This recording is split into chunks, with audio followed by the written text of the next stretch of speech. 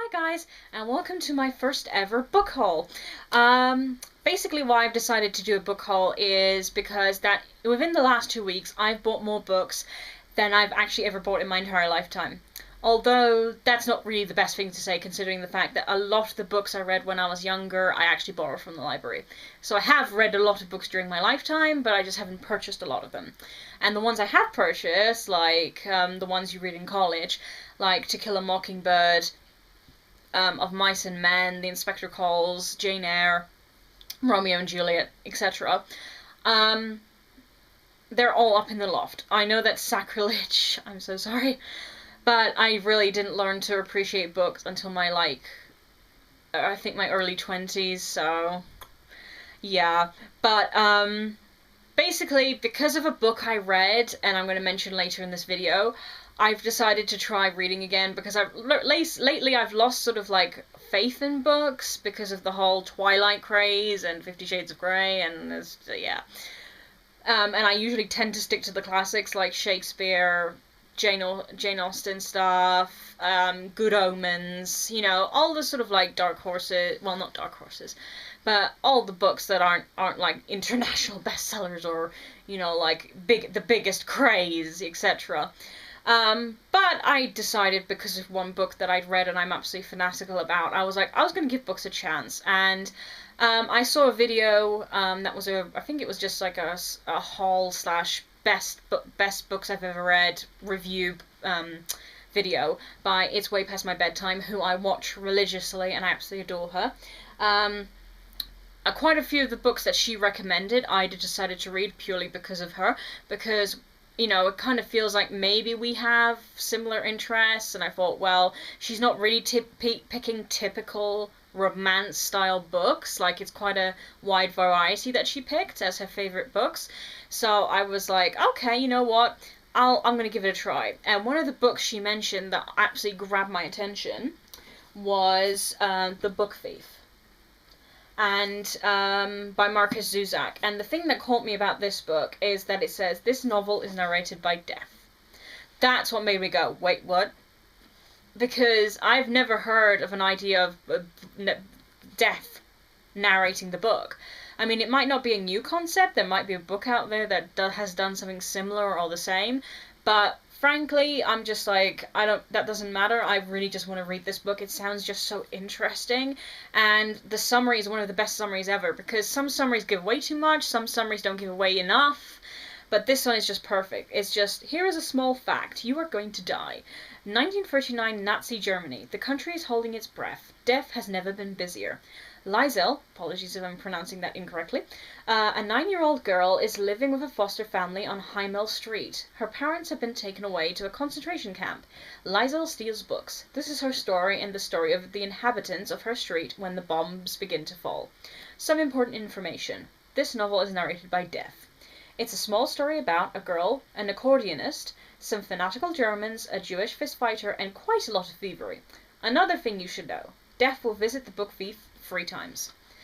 And that just sold it to me. I was just like, yeah, that's original, and I just want to read this book, although I have been warned that I need to prepare tissues, so it's like, oh god.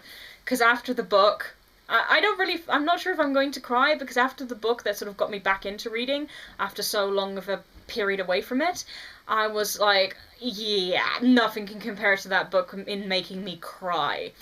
But, hey, you never know. Actually, and this is part of my Waterstones collection. I'm going to do all the books I got from Waterstones first, and then charity shops, and then Amazon. And these books were part of the buy one, get one free, half price deal. The other book I got part of this deal was a book I'd kind of seen and I wasn't sure on, but then when I saw the cover I was like, you know what, and when I read the summary I was like, you know what, this sounds so interesting and so like nothing I've read before, which is The 100-Year-Old Man Who Climbed Out of the Window and Disappeared. Not to mention that the cover is amazing, so is the cover of The Book Thief. I just love both of the covers, and I'm one of those people who absolutely adores book covers, and will grab the book to read the summary purely if the book is aesthetically pleasing. So, I know I could be missing out on a lot of books, because a lot of books aren't aesthetically pleasing with the covers, but, yeah, that's just how I am. But I love the summary on this. You're never too old for an adventure. Sitting quietly in his room in an old people's home, Alan Carlson is waiting for a party he doesn't want to begin. His 100th birthday party, to be precise. The mayor will be there, the press will be there, but as it turns out, Alan will not. Escaping, in his slippers, through his bedroom window into the flower bed, Alan makes his getaway, and so begins his I think that means picaresque, an unlikely journey involving criminals, several murders, a suitcase full of cash, and incompetent police. As his escapade unfolds, Alan's earlier life is revealed, a life in which, remarkably, he played a key role behind the scenes in some of the most momentous events of the 20th century. And personally, that just sounds like a really interesting book to me. Again, it's not focused on romance. I mean, I'm not biased against romance because the book that actually got me back into reading has a romantic edge to it, but it's not like the main focus, because technically a lot of romance books tend to be heavy on the romance. I tend to like it more plot and slight romance rather than the opposite, because, you know, if you have a great plot and you throw romance in there, but the romance doesn't, like, overtake the plot, that's what makes a good book to me, because a lot of the time the romance overtakes the plot and it's just like, But, like a certain book, which I will not mention, or ever mention, or touch, not going to say what it is, because I'm not going to start a shitstorm. The next two books I got were not in the buy one get one half price deal, but they were half price themselves. I'm not even going to try to pronounce the titles because I will end up looking like an idiot. But I really wanted to read these books ever since I heard about them, and I love just the summary of it. What is the actual connection between disgruntled and gruntled? What links church organs to organized crime? California to the Caliphate, or brackets to codpieces? The etymologicon, I'm not sure if I pronounced that correctly, springs from Mark Forsyth's inky full blog on the strange connections between words. So want to read these two, just so I can learn more about words and missing words and what they mean and their connections. Love that sort of stuff, and it's definitely going to give me a knowledge on things I never knew before. Now, the last two books I got from one of my several trips to Waterstones is the book I've been mentioning since the beginning of this video. I absolutely adore this book, and is my most favourite book in the entire world. And I've never been able to say that about a book. I've read a lot of books when I was younger, but I've never gone, wow, this one changed my life. This one just made me vibrate with emotion. It's just... I've never felt that way about a lot of things, but this book and its author just I can't fan about it enough. If literally I could just fill this entire video with talking about it, and I would be talking for like the next 2 hours, which isn't obviously not something you guys want to listen to. But yeah, I'll get on with it. But it is The Song of Achilles by Madeline Miller. Love this book so much. It is like like I said, my favorite book of all time, and oh my god, this made me weep so much. Every single time I read it, I cry. And I've got the audiobook, and every time I listen to it, I cry. And it's just, oh, but you can't put it down, even though you know you're gonna cry. Like when I watch Hachi, even though I know I'm gonna cry, I still watch it because it's such a good book. Like, that film is such a good film. So, it's just the best book ever. I really don't need to read the summary because it's just fantastic, but it's just you should just buy it on the basis. But, you know, everyone has different opinions. Not everyone's going to like this book, but I think it's absolutely fantastic. And the author, she writes beautifully, and basically, I have loved the idea. Basically, this book is about Achilles and Patroclus, who is Achilles' best friend, companion, and if some believe, his lover. It depends on the translation, it depends on your own personal interpretation, etc. But I've read the Iliad, and personally, ever since I read it, I've believed that they were more than just friends. I do believe there was intimacy between them, and their connection goes deeper than lovers anyway. No one can really deny that, because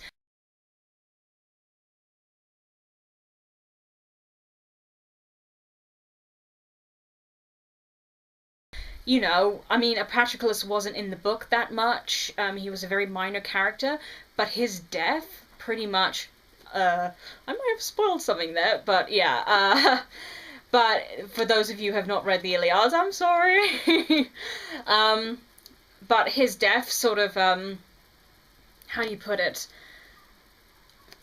it just, you know, it provoked so much out of Achilles, this man who was intent on, you know, his own hubris and, you know, not fighting in the Trojan War and, you know, just so much. I just can't describe what I feel about those two, and, you know, basically what I read in the Iliad of how Achilles responds to Patroclus' death, it's just, yeah, it just makes you think, you know, this person you barely know anything about, and yet Achilles responds to his death so, like, vividly and emotionally, and it's just like, you know, and it's just, yeah, I think it's amazing, and I got a lot from that, and I've personally been thinking about what their lives were together, like when they, you know, when they grew up together, you know, what times they shared together, and basically this book is that. It details everything from the very beginning to the very end.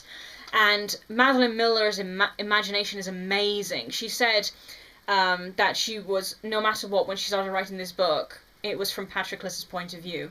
She had Patroclus in her head, and I was just like, that's such a great take, because rather than it being from Achilles' point of view, we have Patroclus, who is like a minor character and not really that much known about, not in comparison to the other characters or to Achilles, etc. And it is amazing. Like, literally, when you read it, you just do believe this is Patroclus' voice. You don't doubt it. But I don't really need to read the summary, because I've just kind of told you a lot more than I expected to tell you. I will obviously put a spoiler warning in before I spoiled whatever I just spoiled for you.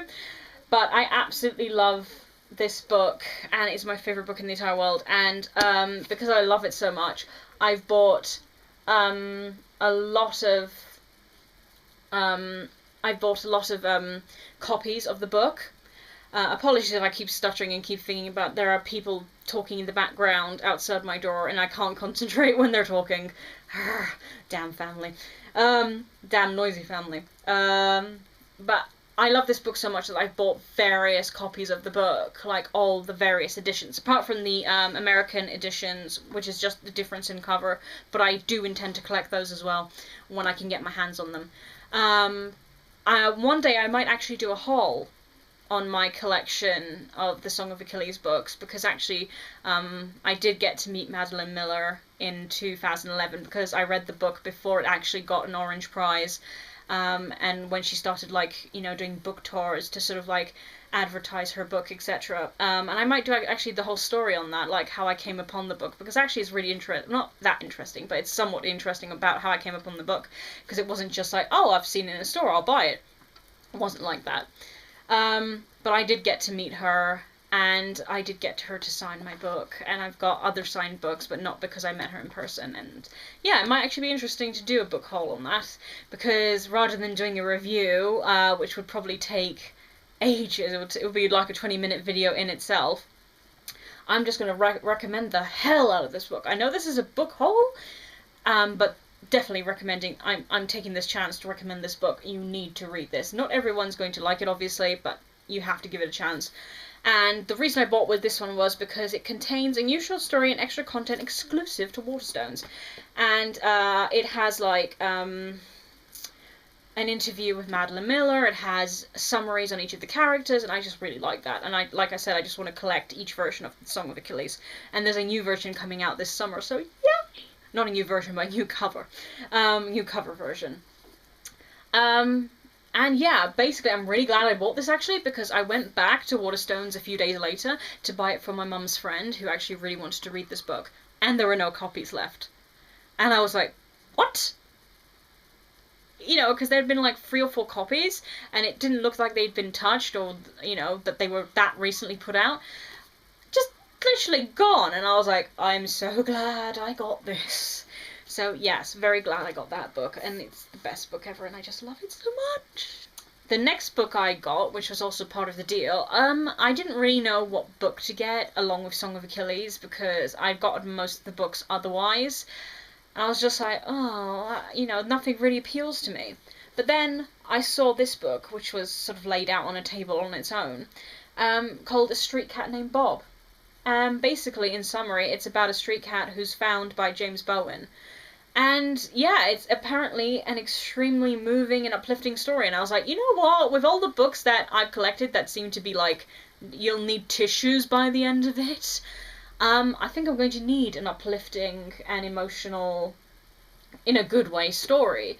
So yeah, and plus it's about a cat, and I love cats as well as dogs, but it's just, I love books like that. And I love this, how one man and his cat found hope on the streets. I just really want to read that. And it's, you know, I think it's the only book that's not fiction that I've bought. Yeah, I think so. But definitely looking forward to that as well. Next book is, these are all the books I got from Amazon. The only reason I got these books from Amazon rather than Waterstones is because either they were, I couldn't get them in Waterstones, like they were sold out, or they were too expensive and I wasn't sure whether I wanted to spend that amount of money on a book I wasn't sure about. But one of the books is The Night Circus. Now, this book I actually looked at this summer last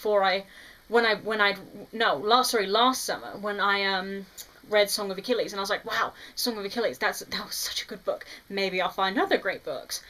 I didn't actually end up going with this one because I was like, I'm not so sure, because the original summary said something about romance in it, and I was like, oh, can't you just write a story that doesn't have romance? Can you write a story about friendship or camaraderie or, I just don't know. But I'm a little bit biased when it comes to romance because I tend to think most books that have romance in them are always the same, but that's not really a good mindset to be in. So I'm trying to change that mindset, and hopefully one of these books, I know more than one or two of these books have romance in them, is going to change my mind. It's going to make me go, you know what, I've been biased this entire time. I shouldn't be biased towards books that have romance in them because they've done this in an awesome way. I'm not against romance, I don't like conventional romance. It's just like, I like it when the characters, argue with each other. I like it when there's friction between them. I like it when they don't automatically jump into bed together. It's just, I like the tension. I like, the friction and the diversity between the characters, and if they don't immediately get along. And it's not all happy and sappy. I mean, I don't like angst that much, but I'm just saying, life is not that easy. It's not a fairy tale. And, I could give you lots of examples from, like, animes or TV shows that have the romances that I like. Like, the only one I can really think of that really stands out for me is the anime Pre-Tier, and the relationship between Himeno and Hayate. That's the kind of relationship I absolutely adore and entertains me to no end. And yeah, it sort of breaks the conventional idea of, boy falls in love with loving girl falls in love with boy, angst, but hopefully this book will do the same. It won't make me go, oh god, and instead it'll make me go, oh, that's interesting, I want to read more. So let's hope. The next book I got, I'm very excited about. Penguin Books have released cloth-bound editions of classic books, and while I wanted to get the entire collection, while I wanted to get the entire collection, I don't really have any reason to, because they're books I'm not really interested in, apart from Little Women and I think another book, I can't remember which one. But this one is the Odyssey, the cloth-bound edition of the Odyssey, and I'm so can't wait to read this, because while I've read the Iliad, I never got a chance to read the Odyssey, and I'm really, like, chastising myself for that, because Odysseus is one of my favourite characters. I'm sort of biased in the sense that I love Achilles and Patroclus because I've read Song of Achilles, so now they're like, yeah, cemented as my favourite characters. But Odysseus definitely comes in close second, if not tie first, because I don't know why, I just love Odysseus. I loved him in the Iliad, I loved him in Song of Achilles, and I absolutely, I just wanted to read more about his story. And I was like, and what I'd heard about this was that actually this version is the best translated version that you can get. So I was like, oh, okay, that's an added bonus, because sometimes there's so many different translated versions, you're not sure which one's the best, and you end up getting a not very good translated version, which I've actually lucked out with, because the translation I've got of the Iliad, which ironically is actually a book I got while I was at university, and I just happened to find it in a charity shop, and I was like, oh, the Iliad, I haven't read that yet. Grab, you know, and it was the only copy there. At least I think it was the only copy. Yeah, I think it was the only copy there. And actually, it turns out from researching, a lot of people considered that one to be the best translated version. So I was like, sweet. And thing is, when I read it, I totally believed that. But at the time, I didn't know there were so many translated versions of it. I thought there was like one version and that's it. But no, there's quite a few. But I'm so glad that I have the best translated one. In my opinion, it is the best translated. We'll see if this one is. I mean, I haven't read other versions, obviously, of the Odyssey, but we'll see. You know, I'll know just from reading if it's a good translation, if I think it is. But apparently, from other people's opinions, it is. So yay! I'm definitely looking forward to this. And the next book is also about the Odyssey. Now, the only reason I grabbed this was because it's about the Odyssey, and it kind of makes me think that maybe it's going to be like a Madeline Miller version of the Odyssey, but from a different writer. You know, like taking their own idea, of the Odyssey, and like rewriting it or writing it in their own way, etc. And it certainly sounds like it, but you can't really judge a book by its cover. You can't judge a book by its summary. You never know; it might be completely different. But but this one is by Simon Armitage, and it just basically says, after 10 years journeying, Odysseus returns again and again to Ithaca. Each time he finds something different. His patient wife Penelope has betrayed him and married. His arrival accelerates time, and he watches his family age and die in front of him. He walks into an empty house in ruins. He returns, but is so bored he sets sail again to repeat his voyage. He comes back to find Penelope is dead. In these 44 retellings of passages from the Odyssey, Zachary Mason uses Homer's linear narrative and explodes it, presenting alternative and contradictory fragments of familiar stories: the Trojan horse, the Cyclops, Circe, the Sirens, allowing us to see Homer's masterpiece afresh, elegant, provocative, and utterly fascinating. And oh, sorry. So it's not by Simon Armitage. Apologies. That's just someone's comment on the book. Sorry. Yeah, it is by Zachary Mason. But you can forgive me for that because I thought, book on the name on the front. But yeah, it is by Zachary Mason. It's not as thick as Song of Achilles. Although then again, I think the Iliad was a much bigger story than the Odyssey. I could be completely wrong. But it is just like excerpts. It literally says, 44 retellings of passages from the Odyssey. So I'm actually really looking forward to that. But I'm not going to read it until I've read the Odyssey, because then I can sort of like comment on what he did, like what he took from the book, etc. and so on. So yeah, definitely looking forward to that.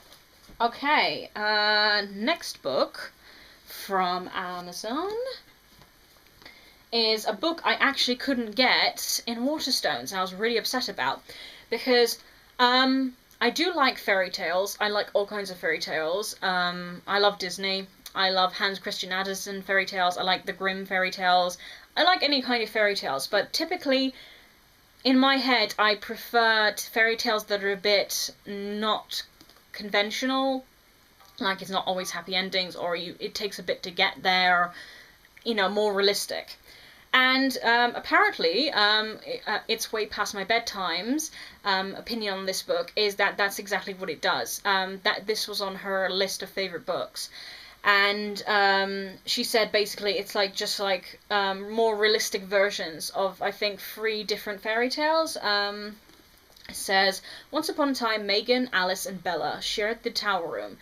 Theirs was an enchanted world, and the deep friendship that grew through the final year of school helped them to survive betrayal, treachery, jealousy, and a terrible act of violence. Based on the fairy tales of Rapunzel, Sleeping Beauty, and Snow White, this haunting trilogy explores our most turbulent emotions and speaks to our deepest memories.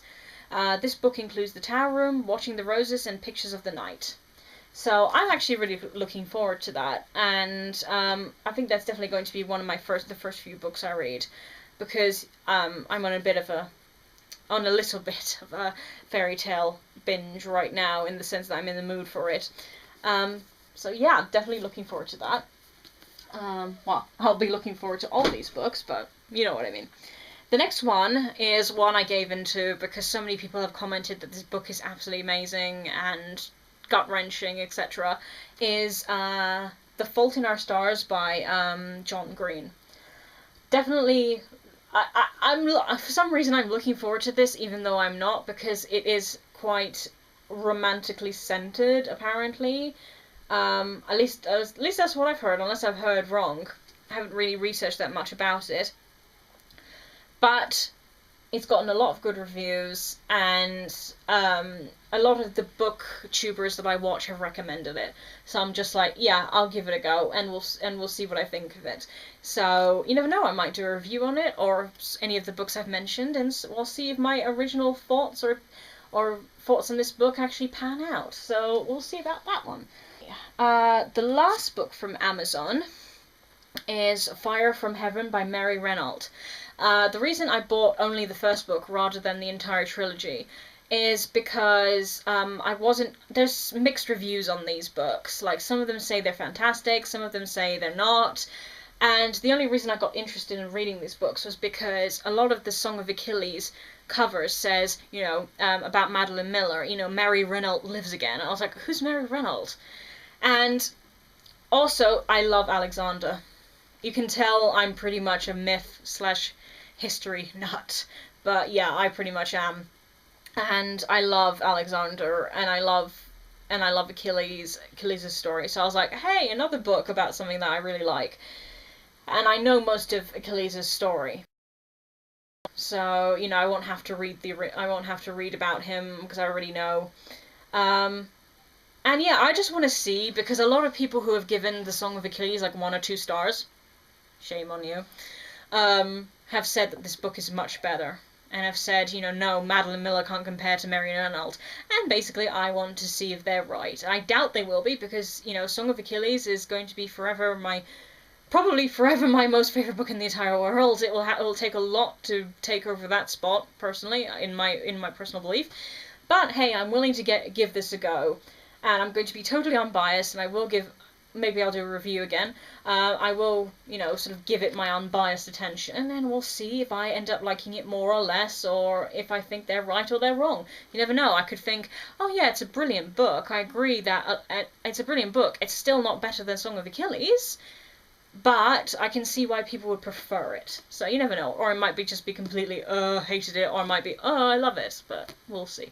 Right, I'm not going to do these in order, but basically, I started scouring charity shops for books because I was like, I can't really afford to keep paying full price for books I'm not sure whether or not I'm going to like. And that's the problem, because with books you can't really give them back. So, I decided to scour charity shops. Now, the problem I've always had with charity shops is that the condition of the books has never been great whenever I've looked before, and I'm just put off by that, because I take very good care of my books, and so much so that, people are often like, have you even read these books? Because they seem untouched, and it's just like, no, I'm just very careful with them.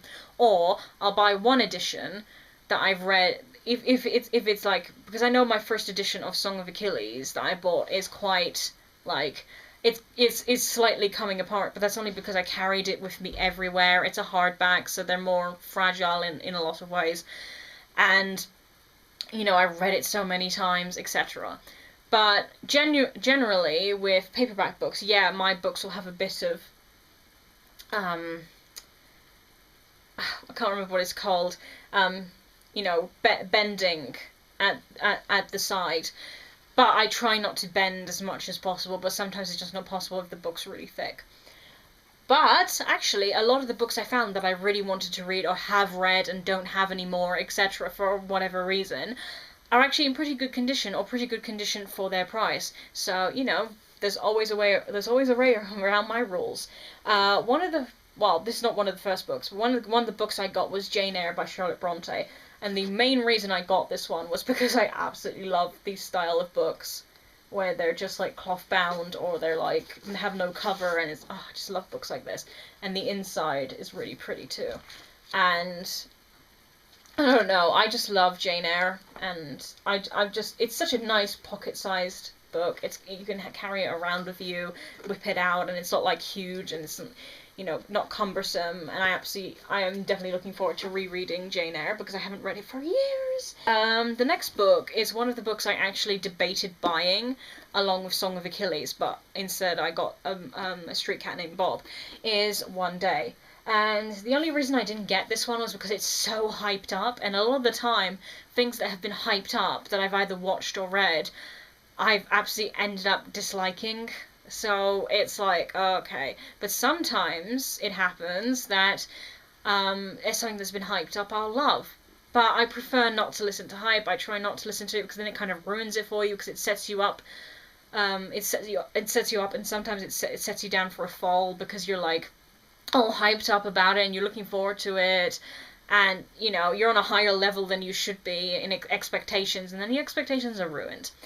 But I'm going to definitely give this a try because I read a little bit of it in Waterstones, and I was like, yeah, it sounds interesting. The humor's quite sarcastic. I like it. And it was only £1, and there's barely any damage to it. There's like, the pages are great. It's only just the side for some reason. The side's really like worn, like it's been in the sunlight, like really direct sunlight, because there's barely any bending. It's like no one's read this. It's like I would mistake this for one of my books if not for the fading on the side. But looking forward to that one, even though it's mainly romance. But hey, again, it might prove me wrong. Next one I bought is Me Before You by Jojo Moyes. I'm not too thrilled by the premise or what I read as an excerpt, but when I saw it in the charity shop for £2.49, I was like, you know what, it's a big book, it's, you know, it's in good condition, you know, a lot of people recommend it, so I'm going to give it a go. I'm not going to do this whole, oh, I'm never going to read a book that has romance in it. You know, I'm going to give it a go. I'm not going to be biased. So yeah, we'll see about that one. It won't be one of the first books I read, but I'm definitely going to read it. The next one is My Sister's Keeper by Jodie Picoult. I can't pronounce the name. I'm not going to embarrass myself by trying. Picoult. And this also is in brilliant condition. I mean, not the best condition, but it's only £2. And from its original £6.99, so I was saving £5. The only reason I didn't buy this new is because I actually know what happens at the end. Like, I always said to myself, I'm not going to bother reading this. It's depressing, I can tell. And one of my friends actually told me about the ending, even though I gave her full permission to do so, because I was like, I'm never going to read it. Yeah. I'm eating my words now, so the whole big thing that happens at the end is, like, ruined for me. But at the same time, I'm slightly happy that it's ruined, because the ending sounds like a complete gut-wrencher. And I don't need to go through more tears after Song of Achilles. No. Next book is Bridget Jones' Diary. I'm actually quite upset with myself that I didn't, I'm quite annoyed with myself that I didn't read this when the movie came out. But that was quite a long time ago, but back then I wasn't really in my reading phase. I was more interested in movies and video games, etc. But I'm definitely looking forward to this. Just reading a couple of excerpts had me laughing, and I was just like, yeah, definitely looking forward to this one. And it's, again, another uplifting book. It's not just going to be all like, oh, I'm crying my eyes out at the end, I need tissues, why is my emotions hurting, why are my feelings dying? So, Bridget, definitely look forward to that. I'll probably read that after I read any of the books that are apparently quite depressing, because I'll need that uplift. The next book I got from, from a charity shop is The Lieutenant by Kate Grenville. Now, I actually remember wanting this book shortly after I read Song of Achilles, because I looked, not shortly after, like when the orange prizes were being like announced for the Song of Achilles, like when Song of Achilles was shortlisted, longlisted, etc. And I was like, you know what? I'm gonna try and read a book that has already won the orange prize. And this book was the winner of the orange prize. And I was like, I saw it in the charity shop, and I was like, you know what? Song of Achilles won the orange prize. So who's to say that this book isn't as good in its own way? You know, it won the Orange Prize, it has to be good. So, you know, if they can award Song of Achilles the Orange Prize, why not? You know, and it is absolutely a lovely cover. I just love all these little dots are in gold. You probably won't be able to see it, but it's a different book. It's not, you know, it's not anything like any of the other books. It's basically says in 1788, Daniel Rooke sets out on a journey that will change the course of his life. As a lieutenant in the First Fleet, he lands on the wild and unknown shores of the New South Wales. There he sets up an observatory to chart the stars, but this country will prove far more revelatory than the stars above. Based on real events, the lieutenant tells the unforgettable story of Rooke's connection with an Aboriginal child, a remarkable friendship that resonates across the oceans and the centuries.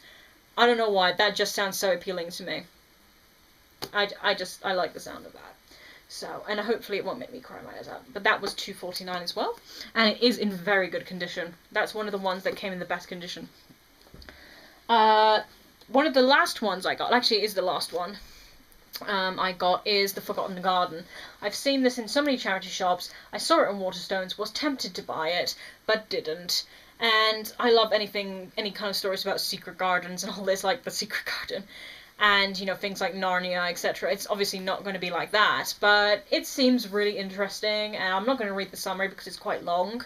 But I like the sound of it. It came in really good condition, and it was only £1. So good. Right, I've actually forgotten one book. I'm just going to go grab it. 1 second. Right, the book I forgot to bring is the final book I got from a charity shop, which is Mountains of the Moon. I also saw this in Waterstones and was really intrigued by it because it's a hardback, and I love hardbacks, and I love the art on it. And I was just really intrigued about what it's about. I didn't really read a summary, but it seems really interesting, and I was going to get it from Amazon, but then I sort of like put it on the back burner, I wasn't sure, and then I saw it in a charity shop, and it was £2. Look how thick that is, and it's hardback, and it's in practically perfect condition. So I'm just like, yeah, that's worth £2, I'm sorry. Especially since it was originally $16.99, and I know on Amazon it's £10, so definitely. I officially love charity shops. Not that I've never have. I absolutely adore charity shops, but I've never thought about buying books from there until now. Now, the last book I was going to get from a charity shop, I saw it in a charity shop. The only reason I didn't get it was because it was in very bad condition, and it was something like £2. I think it was like £2.99. And while normally I would have grabbed it, on Amazon they were selling it for £7, and it was originally £10.99. But then, what I did was, I bought it from one of the sellers, you know, where it says, you know, you can buy it from new people who are selling it for new or old, and one of the people was selling it for new for just, I think, £2.80, and I was like, holy shit. You know, it's not in, I'll admit, it's not in perfect condition, because that's a little bit of a, you know, it's completely brand new. It's like, I'm not so sure about that, because it's a little bit dirty on the edges. And you can tell it's a little bit scuffed here and there. But it's definitely better condition than it was in the charity shop, and it's for almost the same price, and if slightly cheaper. So I have no reason to complain. And that is The Search for Wandla. Now, I haven't read technically classified children's books since Narnia, but I love Narnia, and I love, you know, stories about Winnie the Pooh and stuff like that. And I was like, you know what, I'm going to give this a go, especially since I wasn't exactly a fan of the Spiderwick Chronicles. I know this says the fantastical imagination that brought you the Spiderwick Chronicles. I mean, technically I haven't really read them, like, properly, but I was just like, I've never really been interested in reading them fully, and, you know, sometimes that just happens. I know for a fact that one of my friends, the only reason she hasn't read Narnia, and she refuses to, is because when she was younger, they were forced to do so at school, and all of her friends were reading it, and she sort of like rebelled against it. So I guess I'm kind of doing that with the Spiderwick Chronicles. You never know, one day I might actually grab the copies and read them. But this seems like a really interesting book, and I love. Sorry about that, guys. For some reason my battery ran out, even though it was fully charged. But where was I? yeah, absolutely adore this cover, and I adore the back cover as well. And apparently you get to some symbols in the book, and you can actually hold them up to a webcam while you go on the website, and it will like come to life. I haven't tried that yet, because obviously I haven't read this book, but this is actually one of the first books I really do want to read, so it might actually be this one. And I absolutely love the spine of the book. Now I remember what it's called, not the side, the spine. Now I remember in the last few minutes. But I love that. Just love books like this. But I'm definitely not taking the dust cover off. No, no, no. And the illustrations in here are really amazing. Like, absolutely love the illustrations. And that's actually one of the main reasons why I wanted this book, because when I saw it in the charity shop, I was like, oh, the illustrations are fantastic. Just absolutely love it. So I'm definitely looking forward to this. It sounds like a really good read. I know there are mixed reviews on it, because a lot of people say it's fantastic, while a lot of people say it's really bad. But hey, I'm gonna give it a try, and I'm more willing to give this a try than any other books, like, you know, The Fault in Our Stars, etc. Because I don't know, it's just how I am. But this is either the first book I'm going to read, or it's going to be one of the books like The Fault in Our Stars, just to see if it can change my mind, or it might be one of the others. But definitely looking forward to this, very much so. And you never know, I might read it and hate it. But yeah, that is my whole entire book haul. Apologies that this video is so long. I saw how long it was when the video cut out, and I was just like, oh my god, nobody's gonna watch this video. But unfortunately, I've tried to cut this video down already twice. I've tried to talk less, etc. But I just can't. I just gush about books. I gush about everything. And I just can't say, oh, this is the book, this is the title, it sounds really interesting, put it down. No, I can't do that. But I hope you enjoyed this review. Apologies again for my immense and inane rambling and waffling on. And if you like this video, please subscribe to me. Or if you're not willing to subscribe to me and subject yourself to even more rambling, please do like this video if you did like it. And I will see you guys in my next video. Alright, bye!